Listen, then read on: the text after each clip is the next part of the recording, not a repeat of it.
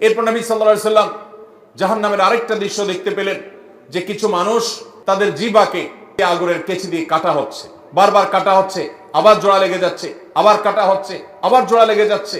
এই নির্মম শাস্তি দেখে, অনবরত এই শাস্তির মধ্যে তারা যন্ত্রণার মধ্যে, আযাবের মধ্যে আছে, এই দৃশ্য দেখে নবী সাল্লাল্লাহু আলাইহি সাল্লাম জিবরিলকে বললেন যে এরা আবার কারা, তাদের কেন এই দুরবস্থা? তখন জিবরিল বললেন, হে আল্লাহর রাসূল, এরা হলো সেই হতভাগা যারা দুনিয়াতে মানুষকে নসিহত করতো কিন্তু নিজেরা আমল করতো না।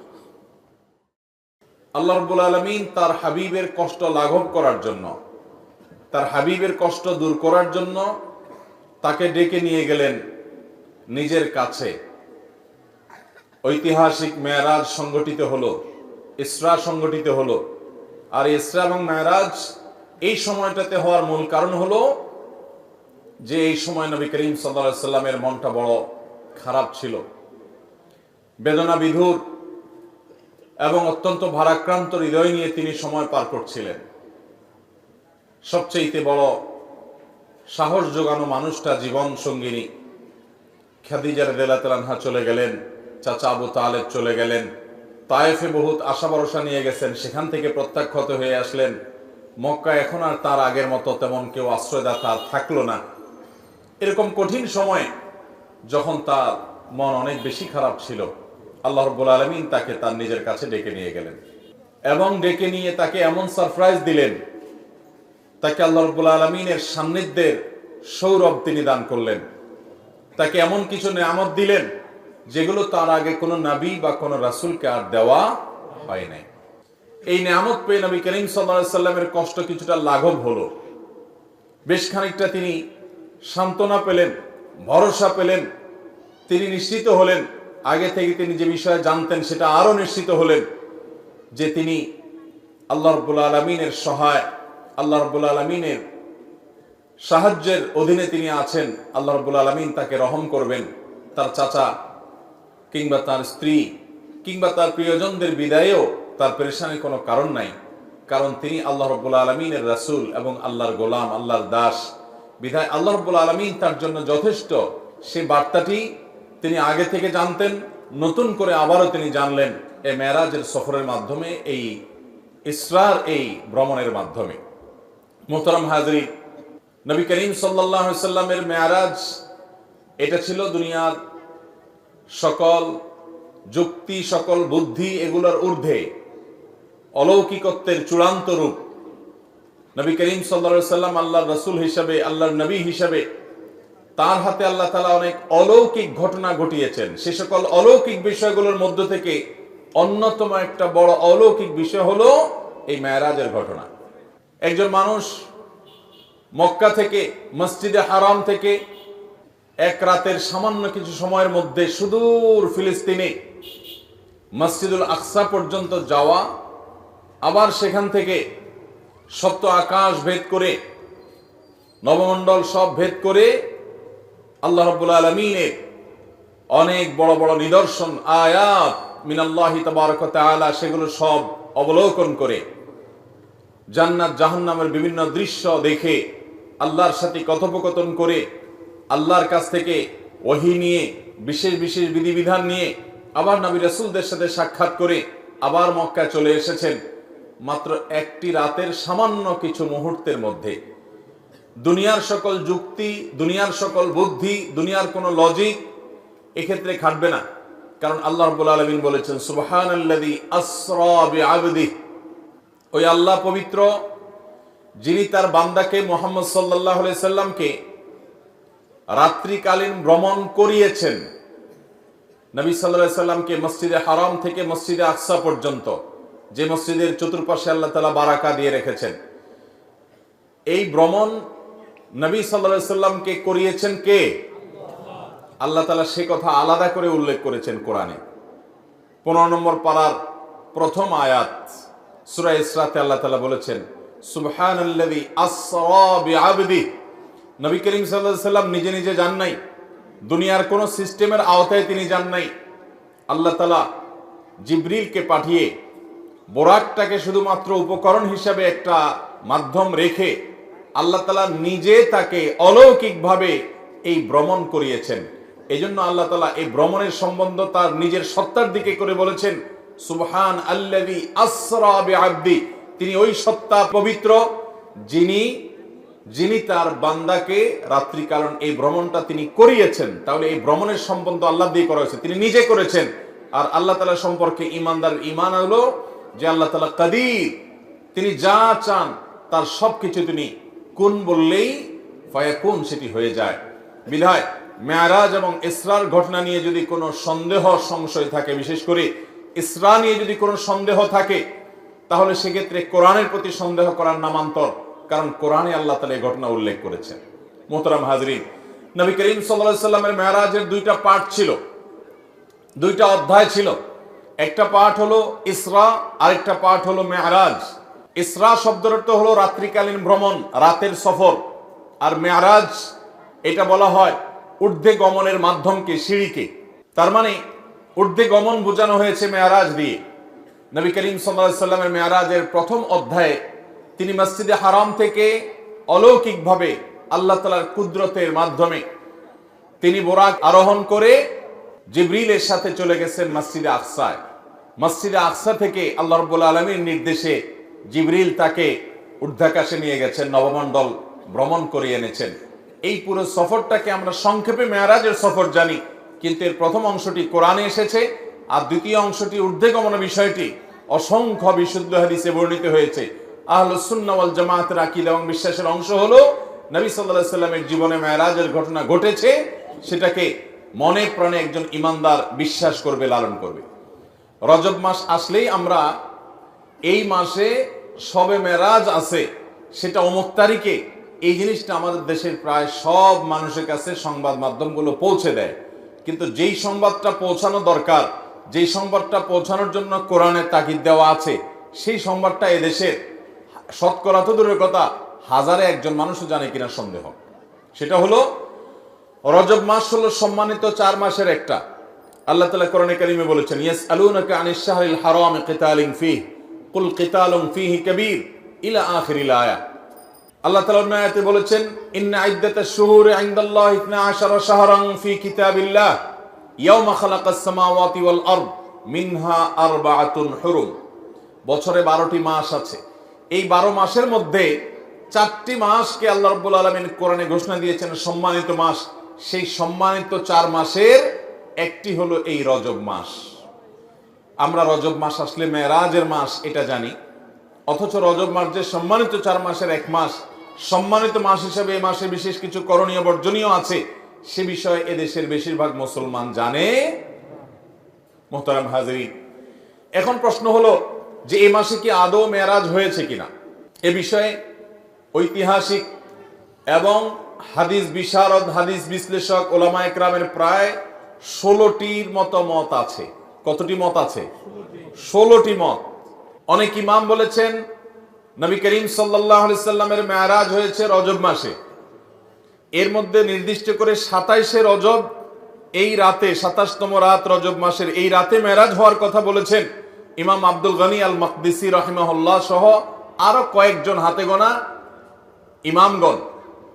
আর এর বাইরে অনেক বড় বড় ইমাম, অনেক বড় বড় মুহাদ্দিস এবং ইতিহাসবিদগণ, তাদের মত অনুযায়ী নবী সাল্লাল্লাহু আলাইহি সাল্লামের মেরাজ হয়েছে অনেকের মতে রমজান মাসে, অনেকের মতে রবিউল আউয়াল মাসে, অনেকের মতে শাওয়াল মাসে। এক একজন এক এক মত দিয়েছেন এবং সেটি নবী সাল্লাল্লাহু আলাইহি সাল্লামের হিজরতের 1 বছর আগে হয়েছে, এই মতটি বেশিরভাগ মুহাদ্দিস এবং ওলামাদের মত। আবার অনেকে হিজরতের 4-5 বছর আগে হওয়ার মত দিয়েছেন। সর্বসাকল্যে প্রায় 16টি মত আছে এই মেরাজ ঠিক কবে হয়েছে সে বিষয়টি নিয়ে। তাহলে এখান থেকে বোঝা গেল রজবের 27 তারিখটি নবী করিম সাল্লাল্লাহু আলাইহি সাল্লামের মেরাজের রাত, এই রাতেই তার মেরাজ ঘটেছে এমনটি নিশ্চিত করে বলার মতো কোনো সুযোগ আদৌ। কিন্তু আমরা এটাকে নিশ্চিতভাবে মেরাজের রাত হিসাবে জানি, আমরা বলিষ্ঠভাবে এটাকে চূড়ান্তভাবে মেরাজের রাত হিসাবে আমরা জানি, অথচ এটা অন্য 10টি মতের মতো একটি মত। বরং বেশিরভাগ ইতিহাসবিদদের মত, বেশিরভাগ ফুকাহা একরাম, ওলামা একরাম, মুহাদ্দিসিন একরামের মত হলো নবী সাল্লাল্লাহু আলাইহি সাল্লামের মেরাজ রবিউল আউয়ালে হয়েছে। যাই হোক, এটা একটা ঐতিহাসিক বিষয়। তার মেরাজ হয়েছে এটা সত্য, কোন মাসে হয়েছে, কোন তারিখে হয়েছে, সেটা নিয়ে ইতিহাসবিদদের মধ্যে মত পার্থক্য আছে। একজন ইমানদার হিসেবে কখন তার মেরাজ হয়েছে এই বিষয়টি আমাদের কাছে এতটা গুরুত্বপূর্ণ নয় যতটা গুরুত্বপূর্ণ নবী করিম সাল্লাল্লাহু আলাইহি সাল্লামের মেরাজে তিনি কি দেখেছেন, কেন তার মেরাজ হয়েছে, সেখান থেকে তার নিয়ে আসা শিক্ষাগুলো কি, সেখানে কি কি ঘটনা ঘটেছে, সেখান থেকে আমাদের নেয়ার বিষয় কি আছে, এটা হলো ইমানদার হিসেবে আমাদের জন্য গুরুত্বপূর্ণ। নবী সাল্লাল্লাহু আলাইহি সাল্লামের মেরাজের তারিখ, ক্ষণ, সন এটা যদি এত গুরুত্বপূর্ণ হতো তাহলে বুখারীতে, মুসলিমে, তিরমিজিতে, আবু দাউদে, নাসাইতে বিভিন্ন হাদিসের কিতাবে নবী সাল্লাল্লাহু আলাইহি সাল্লামের মেরাজের তারিখ, তার সন এগুলো খুব গুরুত্বের সাথে উল্লেখ করা হতো। নবী সাল্লাল্লাহু আলাইহি সাল্লামের জীবনে অনেক ঘটনা ঘটেছে, যেই ঘটনাগুলোর তারিখ, সন, ক্ষণ এগুলোকে সাহাবীরা এত বেশি গুরুত্বের সাথে সংরক্ষণ করার ব্যাপারে তারা বিশেষ নজর দিতেন না। যত বেশি নজর দিতেন নবী করিম সাল্লাল্লাহু আলাইহি সাল্লামের ওই ঘটনার মূল শিক্ষণীয় বিষয় কি সেদিকে। অতএব মোহতারাম হাজরিন, আমাদেরকে জানতে হবে যে আমাদের নবী সাল্লাল্লাহু আলাইহি সাল্লাম মেরাজে গিয়ে কি দেখেছেন। তিনি মেরাজে গিয়ে যে বিষয়গুলো দেখেছেন এর ভিতরে একটা বিষয় হলো তিনি জিবরিলকে দেখেছেন। জিবরিল ফেরেশতাকে তিনি তার আপন যে সুরত, তার আসল যে রূপ, সেই রূপে তিনি দেখেছেন। বিভিন্ন বর্ণনা দ্বারা প্রমাণিত যে জিবরিলকে আল্লাহ রাব্বুল আলামিন কতগুলো ডানা দিয়েছেন? 600 ডানা, এবং তার এক একটি ডানা এক প্রান্ত থেকে অপর প্রান্ত যতদূর মানুষের চোখ যায় ততদূর পর্যন্ত বড়। এত দীর্ঘ, এত বড় বৃহৎ 600 ডানা আল্লাহ তাআলা তাকে দিয়েছেন। জিবরিলের যে আসল রূপ, মহা সৃষ্টি আল্লাহ তাআলার, যে জিবরিল আয়াতুম মিন আয়াতিল্লাহ, আল্লাহর অসংখ্য নিদর্শনের মধ্যে জিবরিলের অস্তিত্ব একটা নিদর্শন। এটিকে নবী সাল্লাল্লাহু আলাইহি সাল্লাম মেরাজে তার আসল রূপে দেখার সুযোগ পেয়েছেন, এটি ছিল একটি। নবী করিম সাল্লাল্লাহু আলাইহি সাল্লামের মেরাজে তিনি আরো যা দেখেছেন তার মধ্যে দ্বিতীয় হলো বোরাক তিনি দেখেছেন। বোরাক একটি বাহন। এই বোরাক এটা ঘোড়া এবং গাধা এগুলোর সমজাতীয় কাছাকাছি পর্যায়ের এক ধরনের একটা বিশেষ বাহন, যে বাহনের সমজাতীয় আরেকটা বাহন পৃথিবীতে নাই। এটা নবী করিম সাল্লাল্লাহু আলাইহি সাল্লামের জন্য আল্লাহ তাআলা স্পেশাল পাঠিয়েছেন। যদি আল্লাহ তাআলা চাইলে তাকে সরাসরি উপরে তুলে নিতে পারতেন, কিন্তু আদ-দুনিয়া বিল ওয়াসাইল লা বিল ফাদাইল, দুনিয়াতে সবকিছু ওসিলা এবং মাধ্যম দিয়েই হয়। এইজন্য আল্লাহ তাআলা এই বাহনটা ব্যবহার করেছেন। আল্লাহ তাআলা এই বাহনের মুখাপেক্ষী না, এটা ছাড়াও তিনি তার বান্দাকে নিতে পারতেন। তো এই বোরাকের সাক্ষাৎ নবী সাল্লাল্লাহু আলাইহি সাল্লামের সাথে হয়েছে। আমাদের দেশে অনেক ঘর বাড়িতে দেখবেন, অনেক দোকানে দেখবেন বিভিন্ন বড় বড় এরকম ছবি টাঙানো আছে, যে ছবিতে লেখা আছে নবীজির বোরাক। সে বোরাকের আবার দুটা ডানাও আছে, দেখছেন আপনারা? অথচ নবী করিম সাল্লাল্লাহু আলাইহি সাল্লামের বোরাক আমরা কেউ দেখেছি? তাহলে এই ছবি যে অঙ্কন করেছে সে কোত্থেকে দেখলো? বোঝা গেল এটা নবী সাল্লাল্লাহু আলাইহি সাল্লামের বোরাকের নামে প্রতারণা। তার বোরাকের ধরন কেমন ছিল এটা তিনিই জানেন। হাদিসের বিবরণের সাথে বরং এই ছবির কোনো মিল পাওয়া যায় না। এখানে ডানা দেয়া হয়েছে, অথচ নবী সাল্লাল্লাহু আলাইহি সাল্লামের বিবরণ থেকে সেরকম কিছু, এখানে যেরকম দেখা হচ্ছে সেরকম কি বোঝা যায় না। অতএব যারা বরকতের জন্য বোরাকের ছবি দোকানে টাঙায় রাখেন, অফিস আদালতে টাঙায় রাখেন, বাসাবাড়িতে টাঙায় রাখেন, তারা এটার কারণে কোনো সওয়াব বা বরকত লাভ করা তো দূরের কথা, উল্টা গুনাহগার হবেন। কারণ নবী সাল্লাল্লাহু আলাইহি সাল্লাম বলেছেন বুখারীর হাদিস, লা তাদখুলুল মালাইকাতু বাইতান ফিহি কালবুন আও সূরা, যে ঘরে কুকুর থাকে অথবা কোন প্রাণীর আকৃতি থাকে, ছবি থাকে, সেখানে আল্লাহর রহমতের ফেরেশতা প্রবেশ করবে। বিধায় নবীজির বোরাকের নামে আপনি যে ছবি রাখছেন এটার মাধ্যমে আপনার ব্যবসা বরকত হবে না, ঘরে বরকত নাজিল হবে না, বরং আল্লাহর বরকত এবং রহমত আসার দুয়ার বন্ধ হয়ে যাবে। আল্লাহ তাআলা আমাদেরকে নেক্সট সূরাতে শয়তানের এই ধোঁকা থেকে বেঁচে থাকার তৌফিক দান করুন। তাহলে নবী সাল্লাল্লাহু আলাইহি সাল্লাম মেরাজে গিয়ে দ্বিতীয় যে বিষয়টি দেখেছেন সেটা হলো বোরাক, আল্লাহর বিশেষ এক সৃষ্টি, যেটা আমরা কেউ দেখি নাই, তিনিও আর তার আগে দেখেন নাই, তারপরে আর দেখেন নাই। একটা বিশেষ সৃষ্টি, বিশেষ একটা বাহন, যেটার উপরে করে আল্লাহ তাআলা তাকে ভ্রমণ করিয়েছেন, রাত্রিকালীন ভ্রমণ।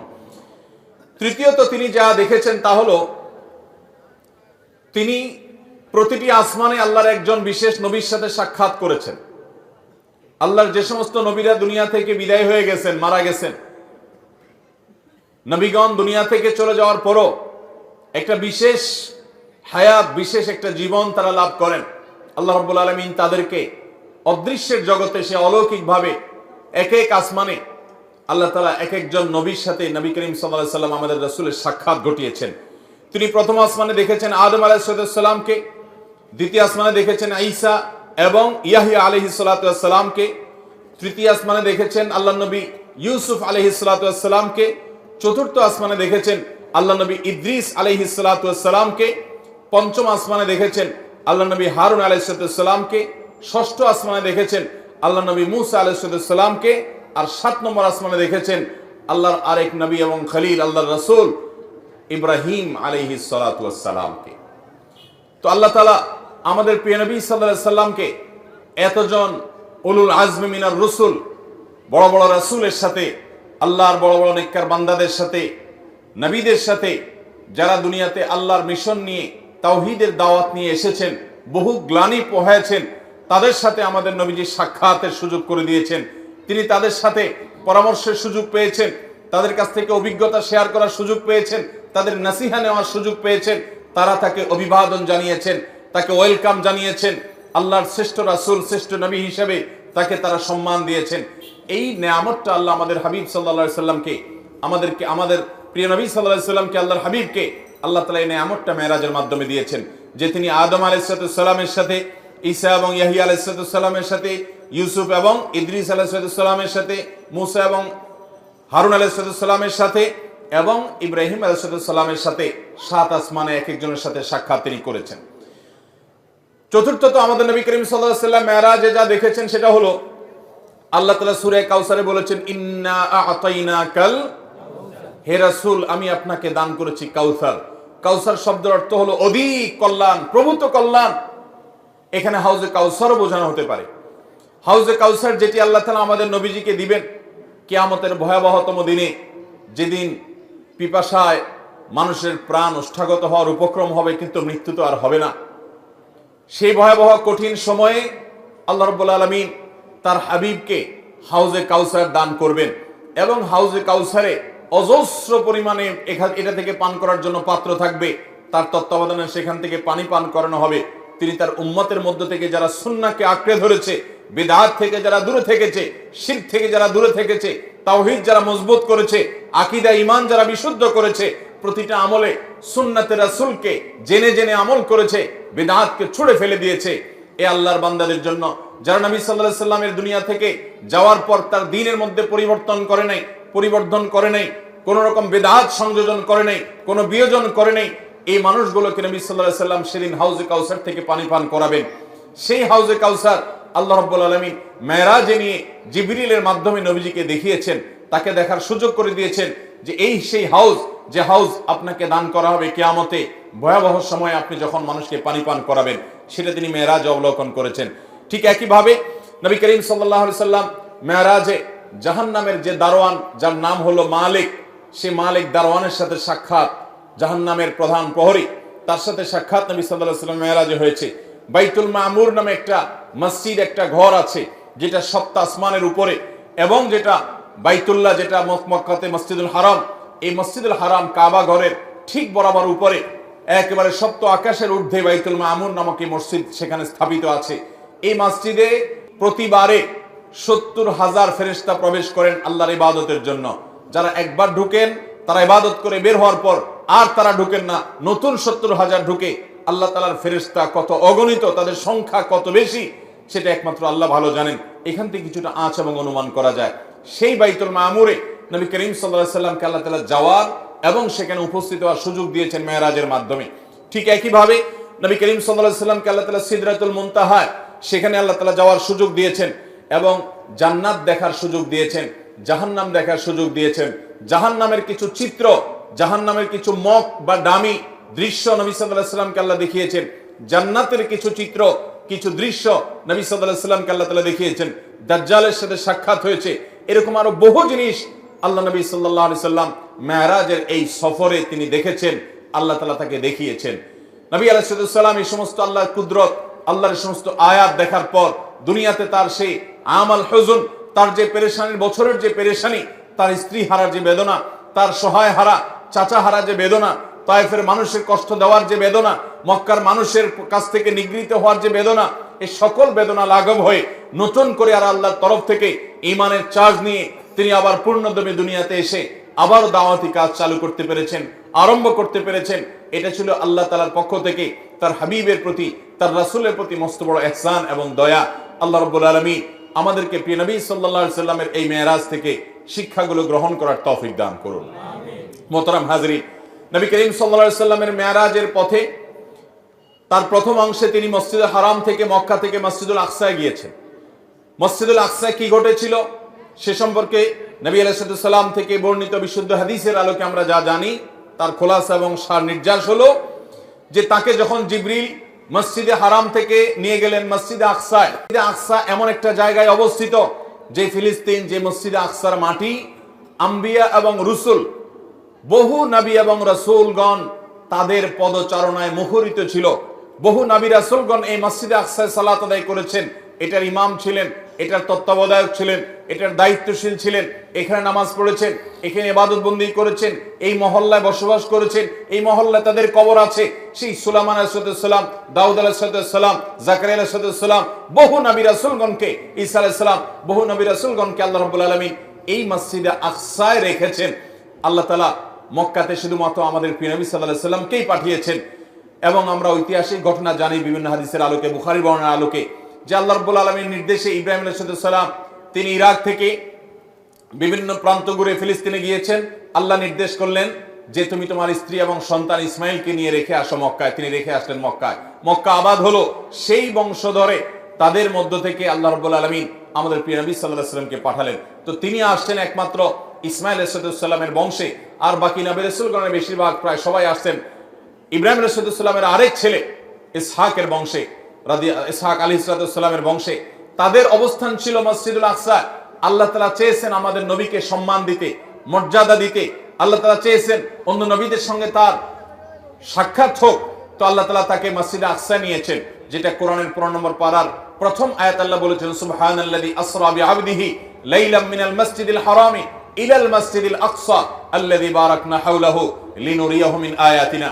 আল্লাহ বলেছেন যে তিনি তার বান্দাকে রাত্রিকালীন ভ্রমণ করিয়ে মসজিদে হারাম থেকে মসজিদে আকসায় নিয়ে গেছেন, যেই মসজিদে আকসার চতুর্পাশে আল্লাহ তাআলা বরকত দিয়ে রেখেছেন। আল্লাহ কিছু কুদরত দেখাতে চেয়েছেন, সেজন্য তিনি সেখানে নিয়ে গেছেন। সেখানে জিবরিলের সাথে যাওয়ার পর দেখলেন যে সমস্ত নবীগণ, সমস্ত রাসূলগণ তারা কেউ রুকুতে আছেন, কেউ সিজদায় আছেন, তারা তো দুনিয়া থেকে চলে গেছেন। আল্লাহ রাব্বুল আলামিন তাদের রূহকে মসজিদে আকসায় পাঠিয়েছেন। কিভাবে, কোন উপায়ে তাদেরকে তিনি রেখেছেন তার একমাত্র ইলম আল্লাহ তাআলা ভালো জানেন। শুধু হাদিসের বর্ণনা থেকে আমরা এটুকু জানি যে বিভিন্ন নবীকে, বিভিন্ন রাসূলকে আমাদের নবী সাল্লাল্লাহু আলাইহি সাল্লাম মসজিদে আকসায় রেখেছেন, কেউ রুকুতে, কেউ সিজদায়, কেউ দাঁড়িয়ে আল্লাহ ইবাদত বন্দেগী করছে। এরপর একটা পর্যায়ে আজান হলো এবং সবাই সারিবদ্ধভাবে দাঁড়িয়ে অপেক্ষা করছেন জামাতে সালাত আদায় হবে। ইমামতি কে করবে? যে ব্যক্তি ইমামতি করবে সে সবচেয়ে শ্রেষ্ঠ, যে সবচেয়ে জ্ঞানী, যে সবচেয়ে বেশি কেরাত জানেন, ইলম রাখেন, সেই ব্যক্তি ইমামতি করবে। নবী আলাইহিস সালামের হাদিসও আছে, ওয়ালিয়া উম্মুকুম আকরাউকুম আও আলামুকুম, তোমাদের মধ্যে সবচেয়ে বেশি ইলম যারা আছে, সবচেয়ে বেশি কোরআনের জ্ঞান যারা আছে, সেই ইমামতি যেন করে। তো এখন নবীগণ সবাই অপেক্ষা করছেন যে ইমামতি কে করবে। সবাই অপেক্ষমান, কেউ ইমামতি করতে যাচ্ছেন না, কেউ কাউকে সাধছেও না। ঠিক এমন সময় জিবরিল আলাইহিস সালাম আল্লাহর হাবিব সাল্লাল্লাহু আলাইহি সাল্লামকে, আমাদের প্রিয় নবী সাল্লাল্লাহু আলাইহি সাল্লামকে নিয়ে এসে হাজির হলেন এবং তাকে জিবরিল বললেন আপনি সামনে যান ইমামতি করেন। তখন আমাদের নবীজির ইমামতিতে, তার নেতৃত্বে সমস্ত নবী রাসূলগণ মসজিদে আকসাতে সালাত আদায় করলেন। এইভাবে আল্লাহ রাব্বুল আলামিন প্রমাণ করলেন যে তিনি সাইয়্যিদুল আম্বিয়া ওয়াল মুরসালিন, সকল নবী এবং রাসূলদের শ্রেষ্ঠ এবং সেরা, যার কারণে তাকে দিয়ে আল্লাহ তাআলা সবার ইমামতি করেছেন সাল্লাল্লাহু আলাইহি ওয়াসাল্লাম। মুহতারাম হাজরিন, এরপর নবী করিম সাল্লাল্লাহু আলাইহি ওয়াসাল্লামকে আল্লাহ রাব্বুল আলামিন জাহান্নাম এবং জান্নাতের বিশেষ কিছু দৃশ্য দেখিয়েছেন মেরাজের সফরে। সেগুলো কি ছিল? জাহান্নামের বিশেষ কিছু আযাব, বিশেষ কিছু শাস্তি আল্লাহ রাব্বুল আলামিন নবী সাল্লাল্লাহু আলাইহি ওয়াসাল্লামকে দেখিয়েছেন। এই শাস্তিগুলো সেই সকল অপরাধের, যে অপরাধগুলো অন্য অনেক অপরাধের চাইতে অনেক বেশি ভয়াবহ। এর মধ্যে একটা হলো গীবত। একবার নবী করিম সাল্লাল্লাহু আলাইহি ওয়াসাল্লাম এই মেরাজের সফরের কোন একটা মুহূর্তে তিনি জিবরিলের সাথে যাচ্ছেন। জিবরিল তাকে দেখালেন যে এ হলো জাহান্নাম, যেখানে আল্লাহর অবাধ্যরা, পাপিষ্ঠরা, যাদেরকে এই ঠিকানায় আসতে হবে, অনন্তকাল কাফেররা এখানে জ্বলতে থাকবে, শাস্তি হতে থাকবে, মৃত্যু হবে না, শুধু শাস্তি এবং কষ্ট ভোগ করতে থাকবে। এর মধ্যে জাহান্নামের একটা দৃশ্য নবী সাল্লাল্লাহু আলাইহি ওয়াসাল্লাম এর চোখে পড়লো। তিনি দেখতে পেলেন যে কিছু লোক, তাদের হাতে অনেক বড় বড় নখ। এই নখগুলো সাধারণ কোনো নখ নয়, এগুলো লোহা পিতলের নখ, অনেক বড় বড়। তারা সেগুলো দিয়ে তাদের মুখ আঁচড়াচ্ছে এবং বুক আঁচড়াচ্ছে এবং সেখান থেকে রক্তক্ষরণ হচ্ছে। তাদের এই নির্মম শাস্তি, এই কষ্ট, এটা স্বয়ংক্রিয়ভাবে হচ্ছে এবং তাদের এই জ্বালা যন্ত্রণা কষ্ট হচ্ছে, এটা তারা ইচ্ছাকৃত করছেন তা নয়, বরং অটোমেটিক সেট হয়ে আছে যে তাদের এই হাতে থাকা লোহা বা পিতলের নখ দিয়ে তাদের নিজের মুখ নিজেরা খাবলাচ্ছে, নিজের বুক তারা খাবলাচ্ছে, ছিলে ফেলছে এবং সেখান থেকে রক্ত ঝরে পড়ছে, কষ্ট হচ্ছে। নবী সাল্লাল্লাহু আলাইহি ওয়াসাল্লাম জিজ্ঞাসা করলেন জিবরিলকে, এরা কারা, কেন তাদের এই শাস্তি হচ্ছে? তখন জিবরিল বললেন, এরা হলো সেই অপরাধী যারা দুনিয়াতে যেখানে সেখানে বসে গীবত শিকায়াত করত, মানুষের পেছনে মানুষের দুর্নাম করত, মানুষের পেছনে সমালোচনা করত। কারোর দোষ হয়তো আছে, কিন্তু সেই দোষটা তার সামনে না বলে পেছনে অন্যদের কাছে বলে বেড়াতো। এই অপরাধের কারণে তাদের এই শাস্তি হচ্ছে এবং এই শাস্তি তাদের হতেই থাকবে দীর্ঘকাল পর্যন্ত।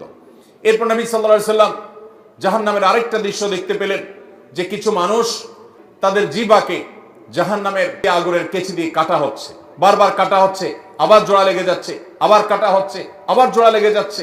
এই নির্মম শাস্তি দেখে, অনবরত এই শাস্তির মধ্যে তারা যন্ত্রণার মধ্যে, আযাবের মধ্যে আছে, এই দৃশ্য দেখে নবী সাল্লাল্লাহু আলাইহি ওয়াসাল্লাম জিবরিলকে বললেন যে এরা আবার কারা, তাদের কেন এই দুরবস্থা?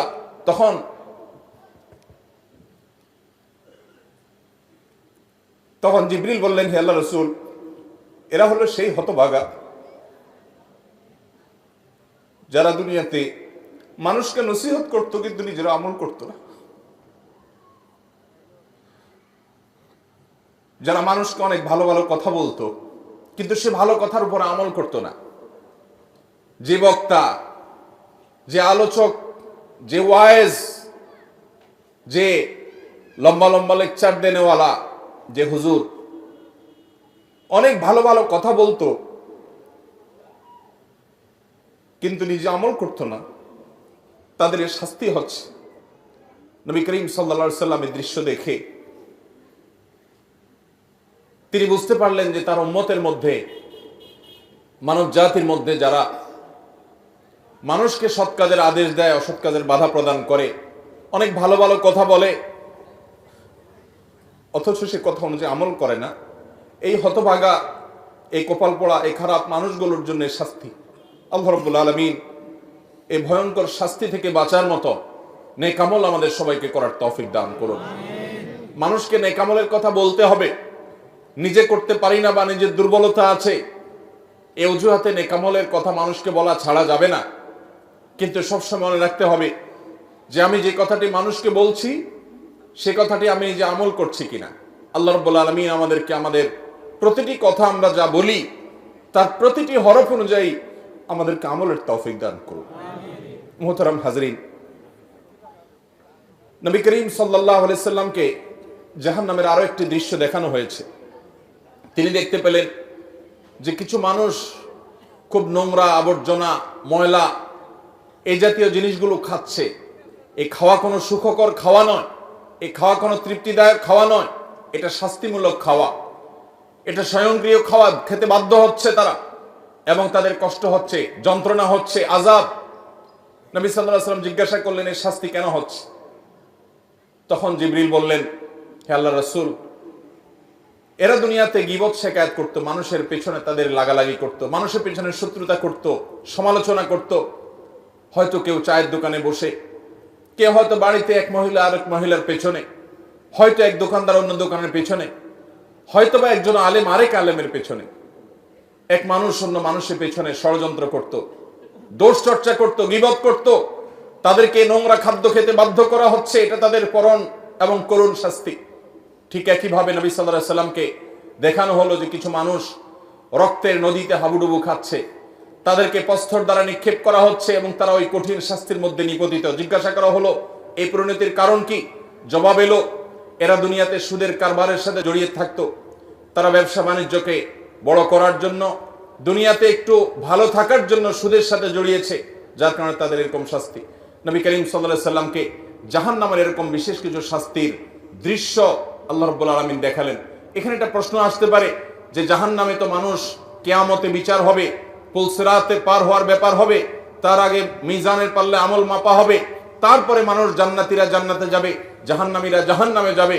কিন্তু নবী সাল্লাল্লাহু আলাইহি সাল্লাম এখনই আজ থেকে প্রায় 1450 বছর আগে তিনি মেরাজে কিভাবে জাহান্নামের লোক দেখলেন, জাহান্নামে তো কেউ এখনো যাই নাই, কিভাবে দেখলেন? এর উত্তর হলো, প্রথমত এটা আলমুল গায়বের বিষয়, অদৃশ্যের জগতের বিষয়।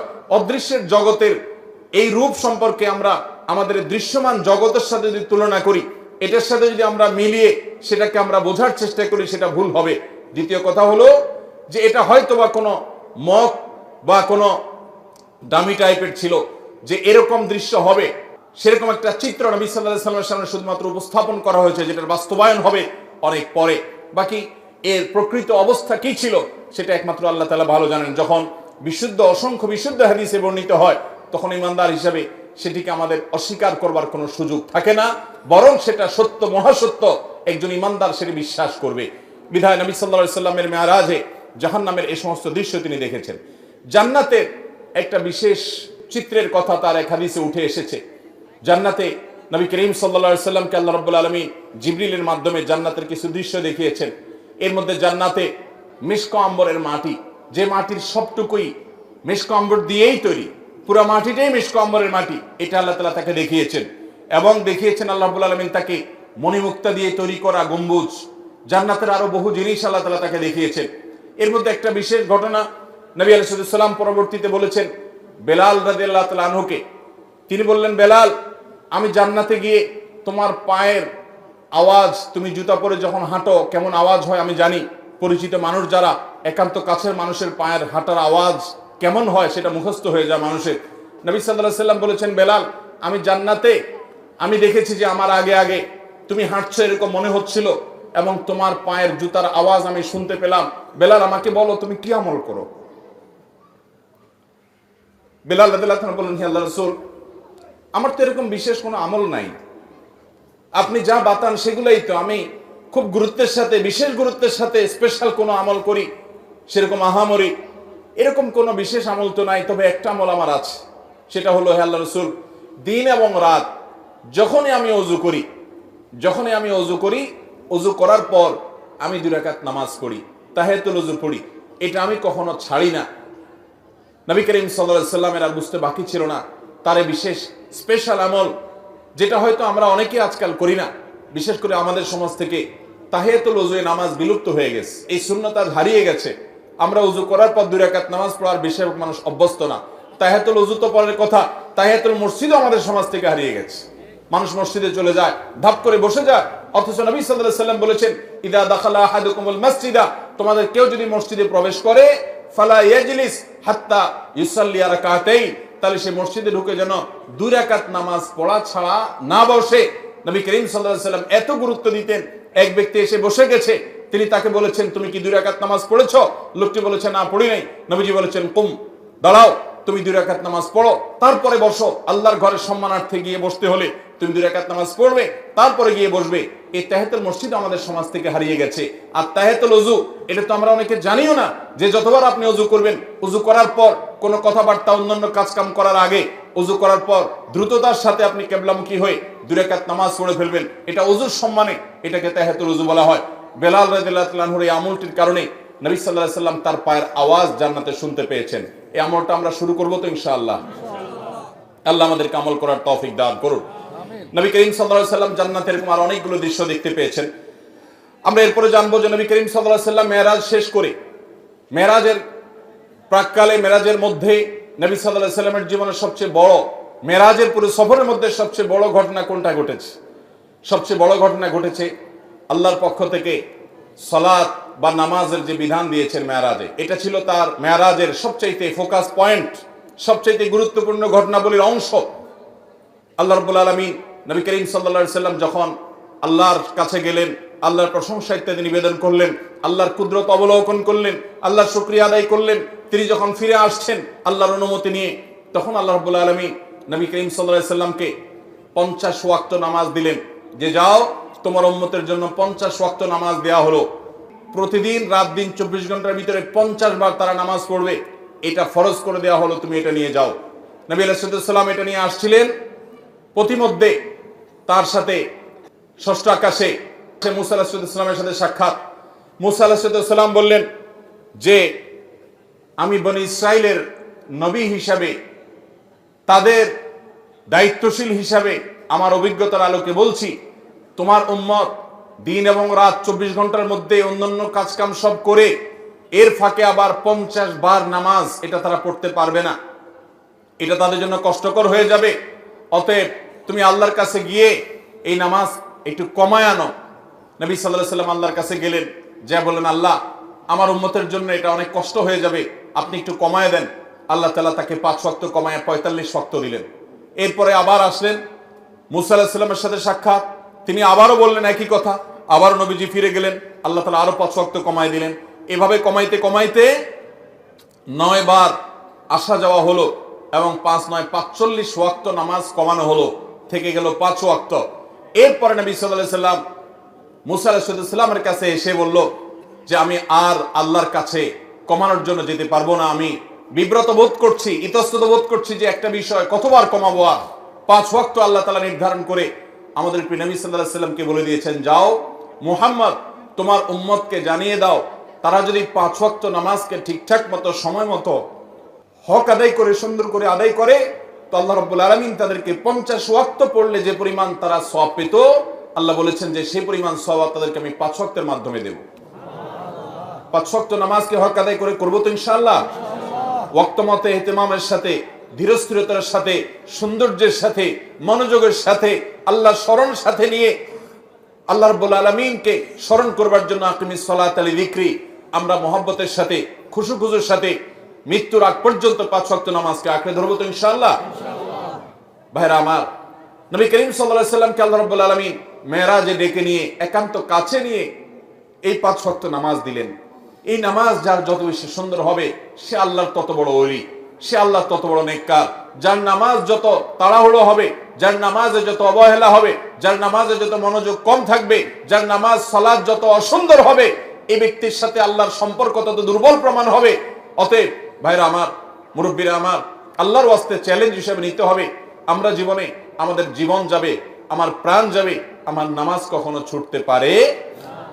অতএব নামাজের ওয়াক্ত হবে, ইমানদার কখনো নামাজে গাফলতি করবে। নবী করিম সাল্লাল্লাহু আলাইহি সাল্লামকে আল্লাহ রাব্বুল আলামিন এই বিধানটি দেওয়ার জন্য তাকে নিয়ে গেলেন মেরাজে। অথচ এত কাছে নিয়ে আল্লাহ রাব্বুল আলামিন অন্য কোনো বিধান দেন নাই। রোজার বিধান আল্লাহ তাআলা জিবরিলকে দিয়ে পাঠিয়ে দিয়েছেন, যাকাতের বিধান জিবরিলকে দিয়ে পাঠিয়ে দিয়েছেন, হজের বিধান আল্লাহ রাব্বুল আলামিন জিবরিলকে দিয়ে পাঠিয়ে দিয়েছেন, ইসলামের অন্য সমস্ত বিধিবিধান, ফরজ নির্দেশগুলো কোরআনের আয়াত নাজিল করেছেন, জিবরিলকে দিয়ে পাঠিয়েছেন। 5 ওয়াক্ত নামাজ এত গুরুত্বপূর্ণ, এত গুরুত্বপূর্ণ যে আল্লাহ তাআলা তার নবীকে ডেকে নিয়ে গেছেন নিজের কাছে, একান্তে ডেকে নিয়ে নিজে সরাসরি এই নামাজের নির্দেশ দান করলেন। এই জন্য ভাইরা দেখবেন আমাদের প্রিয় নবী সাল্লাল্লাহু আলাইহি ওয়াসাল্লাম তার জীবনে নামাজের গুরুত্ব কেমন ছিল। তিনি যখন মৃত্যু সজ্জায় দুনিয়া থেকে বিদায় নেওয়ার ঠিক আগ মুহূর্ত যখন চলছে, জীবন সায়ান্নে, এরকম কঠিন একটা পরিস্থিতিতে তিনি প্রচন্ড অসুস্থ, জ্বরে, অসুস্থতায় বারবার তিনি বেহুশ হয়ে যাচ্ছিলেন। তিনি পানি আনাচ্ছিলেন, হুঁশ আসার সাথে সাথে একটু হুঁশ ফিরে এসেছে, সাথে সাথে পানি আনালেন এবং পানি ঢাললেন, ওযু করলেন, মুখে পানি ঢাললেন, শরীরে পানি ঢাললেন, ঢালার পরে কিছুটা আরাম বোধ করলেন, আবার সেন্সলেস হয়ে গেল। এরপরে আবার যখন হুঁশ আসলো, তিনি জিজ্ঞাসা করলেন লোকেরা নামাজ পড়ে ফেলেছে কিনা। বলা হল, না আল্লাহ রাসূল, সবাই অপেক্ষা করছে আপনার ইমামতিতে নামাজ পড়বে, এদিকে আপনি অসুস্থ। এই কথা বলার পর তিনি আবার সেন্সলেস হয়ে গেলেন, আবার পানি ঢালা হলো, একটু সেন্স আসার সাথে সাথে আবারও একই কথা, মানুষেরা কি নামাজ পড়ে ফেলেছে। নবী করিম সাল্লাল্লাহু আলাইহি সাল্লামকে এই কষ্টের চোটে তিনি বেহুশ হয়ে যাচ্ছেন বারবার। যখন এই পানি ঢেলে তাকে একটু আরাম দিয়ে একটু হুঁশে ফিরে আনা হচ্ছিল, হুঁশে আসার সাথে সাথে তার প্রশ্ন, সবাই নামাজ কি পড়ে ফেলেছে। এরপরে যখন তিনি মোটামুটি একটু স্টেবল হলেন, নামাজ পড়ার মতো হলেন, কিন্তু উঠে গিয়ে মসজিদে নববীতে যারা গেছেন মদিনাতে জানেন, নবীজির মিম্বর এবং তার কবর, এই কবর এবং মিম্বর, কবরটা ছিল তার বাসা, তার হুজরা, তার উম্মুল মুমিনিনদের হুজরা, আয়েশা রাদিয়াল্লাহু আনহার হুজরা, ওখান থেকে তার মিম্বর সামান্য কয়েক গজ দূরত্ব, এই প্যান্ডেলের এই মাথাও হবে না, অল্প একটু জায়গা, এটুকু জায়গা নবী সাল্লাল্লাহু আলাইহি সাল্লাম পায়ে হেঁটে নামাজ পড়ার মতো ক্ষমতা ছিল না। এত দুর্বল হয়ে গেছেন, এত অসুস্থ, বারবার সেন্সলেস হচ্ছিল। তখন তিনি আব্বাস এবং আলী রাদিয়াল্লাহু তাআলা আনহুমা দুইজন সাহাবীকে ডেকে দুইজনের কাঁধে দুই হাত দিয়ে শরীরের সবটুকু ভার তাদের উপরে ছেড়ে দিয়ে দুটা পাকে মাটির সাথে টানতে টানতে, মাটির সাথে হেসরাতে হেসরাতে তিনি মিম্বরের কাছে আসলেন। কিন্তু ইমামতি করার মতো শক্তি শরীরে নাই। তিনি ইশারা দিলেন, মুরু আবু বকর ইউসাল্লি বিন নাস, তোমরা আবু বকরকে বলো ইমামতি করে যেন নামাজ পড়ায়। নবীজির সে শক্তি ছিল না। অথচ ভাইরা, মাসআলা আমরা সবাই জানি, এরকম অসুস্থ যদি কেউ হয় তার জন্য মসজিদে আসা কি জরুরি? এত অসুস্থ হলে তিনি তো বাসায় নামাজ পড়তে পারেন। কিন্তু আমাদের প্রিয় নবী সাল্লাল্লাহু আলাইহি সাল্লাম, তার কাছে নামাজ এত গুরুত্বপূর্ণ ছিল, সালাত এত গুরুত্বপূর্ণ ছিল যে বারবার হুঁশ চলে যাচ্ছে, সেন্সলেস হয়ে যাচ্ছে, হুঁশ ফিরে আসার সাথে সাথে আবারও একই কথা, নামাজ নামাজ, এবং ইমামতি করে নামাজ পড়ার মতো ক্ষমতা নাই। তারপরেও তিনি বাধ্য হয়ে যখন আবু বকর রাদিয়াল্লাহু তাআলা আনহু হিম্মত করছিলেন না তার সামনে ইমামতি করার, তখন নবী সাল্লাল্লাহু আলাইহি সাল্লাম নিজে ইমামতি করলেন কষ্ট করে। তার পিছনে সাহাবায়ে কেরাম জামাতের সাথে নামাজ পড়লেন। নামাজের গুরুত্ব দেখেন ভাইরা আমার। খলিফাতুল মুসলিমিন ওমর ফারুক রাদিয়াল্লাহু তাআলা আনহু, তাকে যখন ফিরোজ আল লুলু নামে অগ্নিপূজক নরাধম ফজরের নামাজের ইমামতি করতে এসেছেন, তিনি খঞ্জরের আঘাতে তাকে যখন পরাস্ত করলো, অনেকগুলো আঘাত করেছে খলিফাতুল মুসলিমিনকে। তিনি নামাজের প্রথম রাকাত শেষ করেছেন, দ্বিতীয় রাকাতে তাকে আঘাত করে যখন জমিনে ফেলে দিয়েছেন, তখন সে ফিরোজ আল লুলু নামক অগ্নিপূজক নরাধম, এই কাফের, সে পালানোর চেষ্টা করছিল। সাহাবীরা তাকে থামানোর চেষ্টা যখন করেছে, বহু সাহাবীকে সে আঘাত করেছে। বিভিন্ন বর্ণনা থেকে বোঝা যায় 7 জন সাহাবী ওই জায়গায় উপস্থিত, ওই অবস্থায় মৃত্যুবরণ, শাহাদাত বরণ করেছেন। এবং এরপর অন্যান্য সাহাবীদেরকে বারবার সে খঞ্জর দিয়ে আঘাত করছিল। একটা পর্যায়ে সাহাবায়ে কেরাম একটা চাদর দিয়ে তার মুখ পেঁচিয়ে ফেলে তাকে পরাস্ত করে ফেলে। এরপরে যখন ওমর রাদিয়াল্লাহু তাআলা আনহুকে নিয়ে যাওয়া হলো তার বাড়িতে চিকিৎসা দেওয়ার জন্য, বারবার তিনি বেহুশ হয়ে যাচ্ছেন, প্রচন্ড আঘাতে জর্জরিত, পুরো শরীর থেকে রক্ত বের হয়ে শেষ হয়ে যাচ্ছে।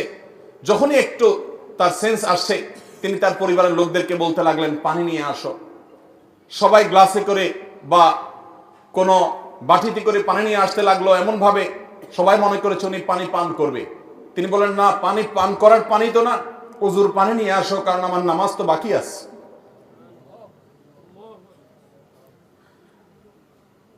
ওযু করে তারপরে লোকদেরকে নির্দেশ করলেন নামাজের আয়োজন করার জন্য। ভাইরা আমার, নামাজের গুরুত্ব আজ মুসলমান আমরা বুঝি না। আল্লাহ রাব্বুল আলামিনের কাছে এটা এত গুরুত্বপূর্ণ। আপনি দাঁড়িয়ে পড়তে পারবেন না, বসে পড়বেন, বসে পড়তে পারেন না, শুয়ে পড়বেন, ইশারায় পড়বেন, ওযু করতে পারেন না, তায়াম্মুম করবেন। আপনার তায়াম্মুম করার ব্যবস্থাও যদি না থাকে, কোনো মাটি জাতীয় কিছু যদি আপনার হাতের কাছে না থাকে, তো ওই অবস্থায় আপনি নামাজ পড়বেন, সতর ঢেকে নামাজ পড়বেন। সতর ঢাকার মতো কোনো ব্যবস্থা যদি আপনার না থাকে, তাহলে ওই অবস্থায় আপনি বসে নামাজ পড়বেন। আপনি সমুদ্রে নিমজ্জমান, ওই অবস্থায় আপনি নামাজ পড়বেন, কিবলার দিকে ফিরে নামাজ পড়বেন। কিবলার দিকে ফিরতে পারেন না, তাহলে অনুমান করে কিবলার দিকে বা যেদিকে সম্ভব সেদিকে ফিরে সালাত আদায় করবেন। কিন্তু নামাজ মাফ নাই। যুদ্ধক্ষেত্রে পর্যন্ত সালাতের খৌফের বিধান আল্লাহ তাআলা কোরআন নাজিল করেছেন। সালাতুল খৌফ কি? সালাতুল খৌফ হলো যুদ্ধ চলছে রণাঙ্গনে, সম্মুখ যুদ্ধ, একেবারে মুখোমুখি আক্রমণ। এই মুহূর্তে নামাজের ওয়াক্ত হয়ে গেছে, নামাজ পড়তে গেলে শত্রুপক্ষ আক্রমণ করে সব শেষ করে ফেলবে। ইসলামের নির্দেশ, কোরআনের নির্দেশ হলো যে তখন তোমরা নামাজে জামাতের সাথে ওই অবস্থাতেও নামাজ পড়বে, কিন্তু একদল জামাতে নামাজ পড়বে, আরেক দল শত্রুদের সাথে লড়াই করে আত্মরক্ষা করবে। একদল যারা ইমামের সাথে নামাজ পড়ছে, তারা 1 রাকাত নামাজ শেষ করে, 1 রাকাত সালাত শেষ করে তারা চলে যাবে যুদ্ধে। যারা তখন যুদ্ধ করছিল, তারা এসে ইমামের পিছনে আবার দাঁড়িয়ে তারা 1 রাকাত পড়বে। তারা তাদের 1 রাকাত শেষ করে আবার চলে যাবে। 1 রাকাতের মাঝখানে যাওয়া জায়েজ নাই। কিন্তু যুদ্ধক্ষেত্রে সালাতুল খৌফের বিধান এটা জায়েজ আছে, যে তোমার জীবন রক্ষা করতে হবে, তোমার নামাজও রক্ষা করতে হবে। ইমানদার কখনো কোনো যুক্তিতে নামাজ ছাড়ার মতো কোনো সুযোগ, কোনো পরিস্থিতি, কোনো অবস্থা ইমানদারের জীবনে থাকতে পারে না, কারণ নামাজের চাইতে গুরুত্বপূর্ণ কোনো বিধান ইসলামে আর মোহতারাম হাজিরিন, আল্লাহ রাব্বুল আলামিন এই নামাজের গুরুত্ব আমাদেরকে বোঝার তৌফিক দান করুন। ভাইরা আমার, নবী সাল্লাল্লাহু আলাইহি সাল্লাম যখন কোনো পেরেশানিতে পড়তেন, কানা ইদা হাযাবাহু আমরুন ফাযাআ ইলা সালাহ, কোন পেরেশানিতে যখন পড়তেন তিনি নামাজের দিকে ধাবিত হতেন। তিনি বলতেন আরিহনা বিহা ইয়া বেলাল, ও বেলাল নামাজের আযান দাও, নামাজের জন্য সবাইকে ডাকো, ব্যবস্থা করো, আমাকে প্রশান্ত করো। তিনি শান্তি পাইতেন নামাজে। আর আমাদের নামাজ হয়ে গেছে আমাদের সবচেয়ে বড় বোঝা। আল্লাহ রাব্বুল আলামিন আমাদেরকে 5 ওয়াক্ত নামাজ জীবনের তরে গুরুত্বের সাথে আদায় করার তৌফিক দান করুন। চেষ্টা করবো তো ইনশাআল্লাহ।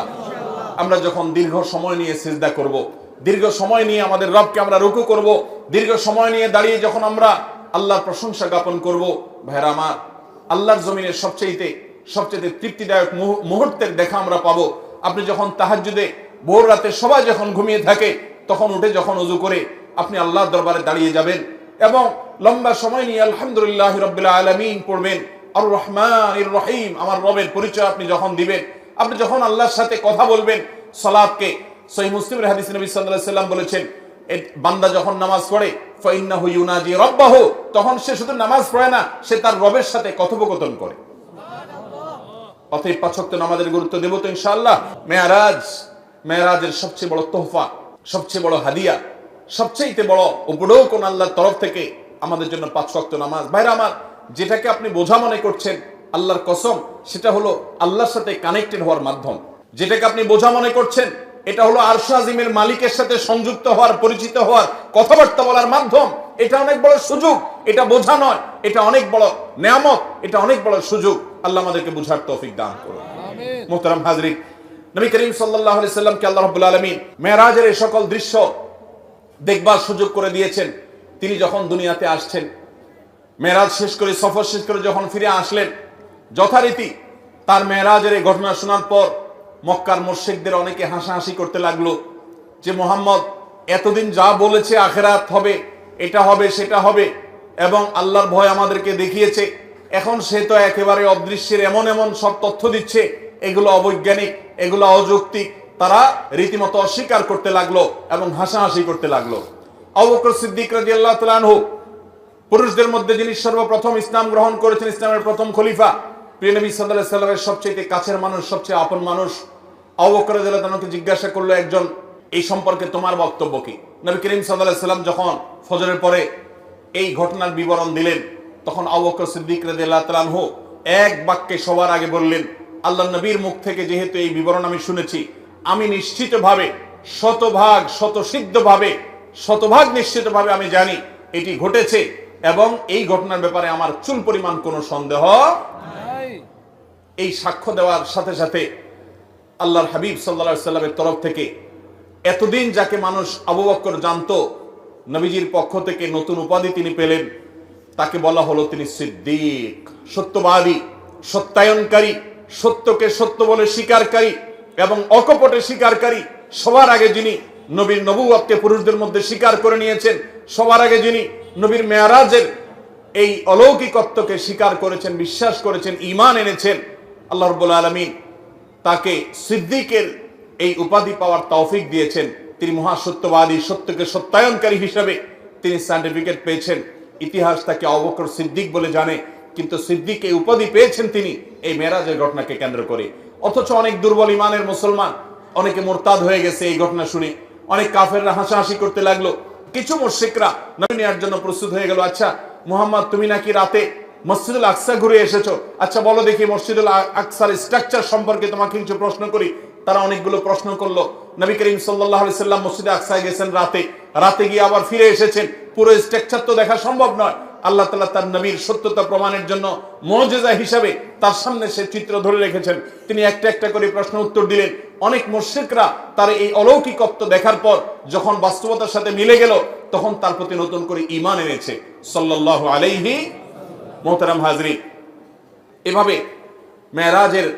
মেরাজের ঘটনার পরিসমাপ্তি ঘটলেও কিয়ামত পর্যন্ত আগত সকল ঈমানদার নারী পুরুষের জন্য মেরাজের এই ঘটনা বহু শিক্ষা বহন করে। অনেক অগণিত শিক্ষা এই মেরাজ আমাদেরকে দিয়ে যায়। এর ভিতরে একটা বড় শিক্ষা হলো যে মানুষের জীবনে যখন দেয়ালে পিঠ থেকে যায়, যখন সকল দুয়ার বন্ধ হয়ে যায়, যখন পেরেশানি চূড়ান্ত পর্যায়ে চলে যায়, মানুষ যদি আল্লাহর প্রতি আস্থা রাখে, আল্লাহর প্রতি বিশ্বাস রাখে, আল্লাহর দিকে ধাবিত হয়, আল্লাহর দিকে রুজু হয়, আল্লাহর দিকে মোতাওয়াজ্জহ হয়, আল্লাহর দিকে সে যদি আগায়, আল্লাহর প্রতি আস্থার চুল পরিমাণ ঘাটতি না থাকে, এই ব্যক্তিকে আল্লাহ রাব্বুল আলামিন এমন ভাবে সান্ত্বনা দিবেন যেমন ভাবে নবী করিম সাল্লাল্লাহু আলাইহি সাল্লামকে আমাল হুজনে এসে, পিতা চাচাকে হারানোর বছরে এসে, স্ত্রীকে হারানোর বছরে এসে, সহায় সম্বলহীন হওয়ার বছরে এসে, মক্কা এবং তায়েফের মানুষ থেকে বিতাড়িত হওয়ার বছরে এসে চরম অসহায় বোধ যখন করছিলেন, আল্লাহ তাকে যেরকম এমন সান্ত্বনা দেওয়া দিলেন যে সান্ত্বনা তার সকল কষ্ট লাঘব হয়ে গেল, সকল কষ্ট দূর হয়ে গেল, সামনে চলার শক্তি খুঁজে পেলেন, নতুন দিশা পেলেন, 5 ওয়াক্ত নামাজের নতুন অস্ত্র আল্লাহর সাথে কানেক্টেড হওয়ার জন্য নতুন হাতিয়ার পেয়ে গেলেন। তাকে যেরকম আল্লাহ তাআলা সান্ত্বনা দিয়েছেন, মেরাজের ঘটনা আমাদেরকে শিক্ষা দেয় আমাদের জীবনে যত বিপদ আসুক, যত পেরেশানি আসুক, আমরা আল্লাহর দিকে রুজু থাকবো, আল্লাহর দিকে ধাবিত থাকবো। আল্লাহ রাব্বুল আলামিন আমাদের সমস্ত পেরেশানি দূর করবেন, সমস্ত বিপদ দূর করবেন, আমাদের প্রতি রহম করবেন এবং আল্লাহর কুদরত আমরা দেখতে পাবো ইনশাআল্লাহ। আল্লাহর উপরে আস্থা রাখবো তো ইনশাআল্লাহ। আল্লাহ তাআলা কোরআনে কারীমে বলেছেন, ওয়া মান ইয়াতাওয়াক্কাল আলাল্লাহ ফাহুয়া হাসবু। যে ব্যক্তি আল্লাহর উপরে তাওয়াক্কুল করবে, যে ব্যক্তি তাওয়াক্কুল করবে হাক্কা তাওয়াক্কুলিহি, যথাযথভাবে তাওয়াক্কুল করা, আল্লাহ তাআলা তার জন্য যথেষ্ট হয়ে যাবেন। আল্লাহ রাব্বুল আলামিন এখনো আছেন, তার কুদরত আছে, অনন্তকাল পর্যন্ত অপরিবর্তিতই থাকবে। আল্লাহ রাব্বুল আলামিনের সেই আল্লাহ তাআলার সেই কুদরত যদি আমরা দেখতে চাই, আমাদের প্রয়োজন হলো সবর, আমাদের প্রয়োজন ধৈর্য, আমাদের প্রয়োজন অটল, আমাদের প্রয়োজন অবিচলতা, আমাদের প্রয়োজন আল্লাহর উপরে আস্থা এবং ভরসাকে পূর্ণ মাত্রায় ধরে রাখা। আল্লাহ তাআলা আমাদের সবাইকে সেই তৌফিক দান করুন। মেরাজের যে সকল বিষয় আমাদের শিক্ষা হিসাবে পাই, তার মধ্যে থেকে অন্যতম গুরুত্বপূর্ণ একটা বিষয় হলো 5 ওয়াক্ত নামাজ, যেটা বলছিলাম এতক্ষণ, যে এই নামাজটা এত গুরুত্বপূর্ণ নির্দেশ যে অন্য নির্দেশ দেওয়ার জন্য আল্লাহ নিজের কাছে ডেকে নেন নাই, কিন্তু এই নির্দেশ দেওয়ার জন্য আরশ আজিমের মালিক তার নিজের কাছে ডেকে নিয়ে গেছেন। এই নামাজ কখনো ছাড়বো? আল্লাহ আমাদের সবাইকে 5 ওয়াক্ত সালাত সারা জীবন গুরুত্বের সাথে আঁকড়ে ধরে রাখার তৌফিক দান করুন। চেষ্টা করবো তো ইনশাআল্লাহ। ভাইরা আমার, এর বাইরে রজব মাস, এই মাসে মেরাজের ঘটনা সংঘটিত হোক বা অন্য মাসে সংঘটিত হোক, ইতিহাস যেটাই থাকুক, ঘটিত হয়েছে, এটাই সংঘটিত হয়েছে, এটাই বড় কথা। তারপরও এই মাসের বিশেষ করণীয় আছে, বেশিরভাগ মুসলমানরা আমরা জানি না। এই মাসটা সম্মানিত 4 মাসের একটি মাস।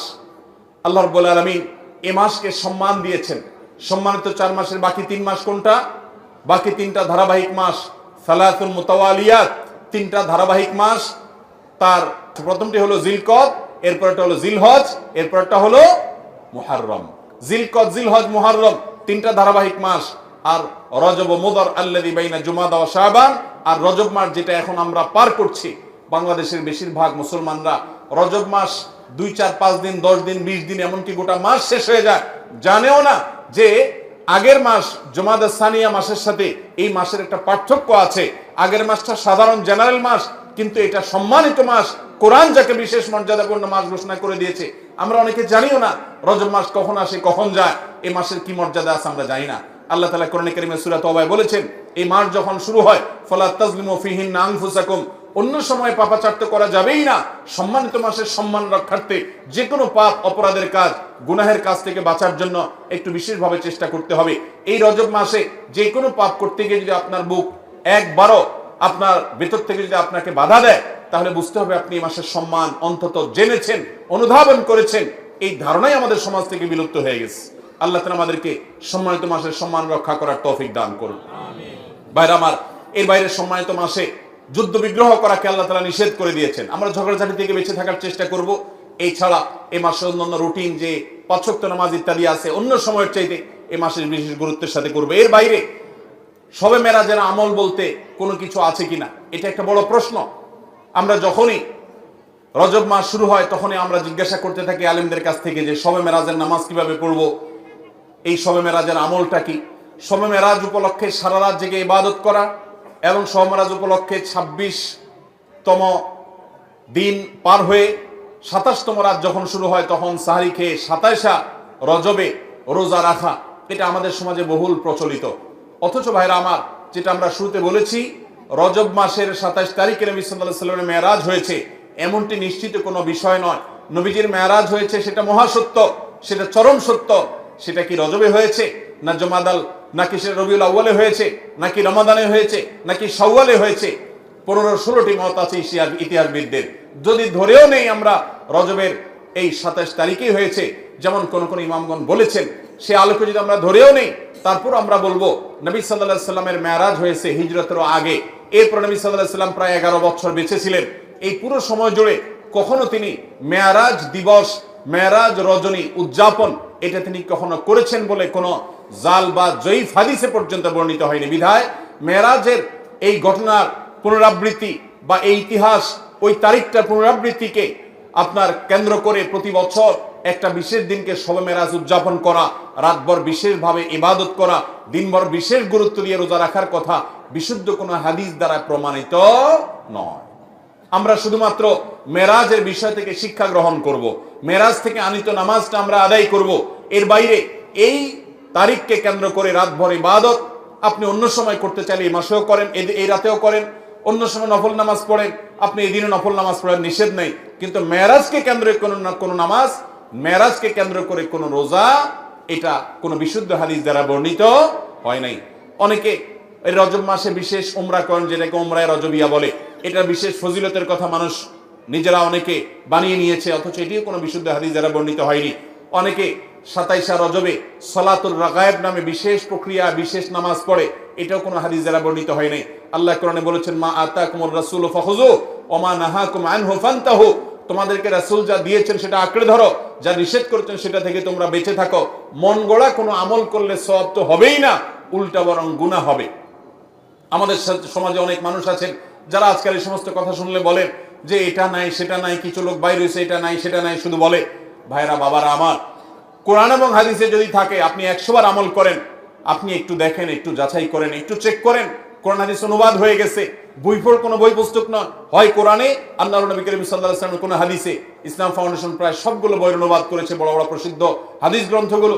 আপনি চেক করে দেখেন যে মেরাজের রাতকে কেন্দ্র করে, মেরাজের দিনকে, দিবসকে কেন্দ্র করে কোনো আমল সাহাবা ইকরাম করেছে কিনা, নবী সাল্লাল্লাহু আলাইহি ওয়াসাল্লাম করেছে কিনা। তিনি যদি করে আপনি কেন করবেন না?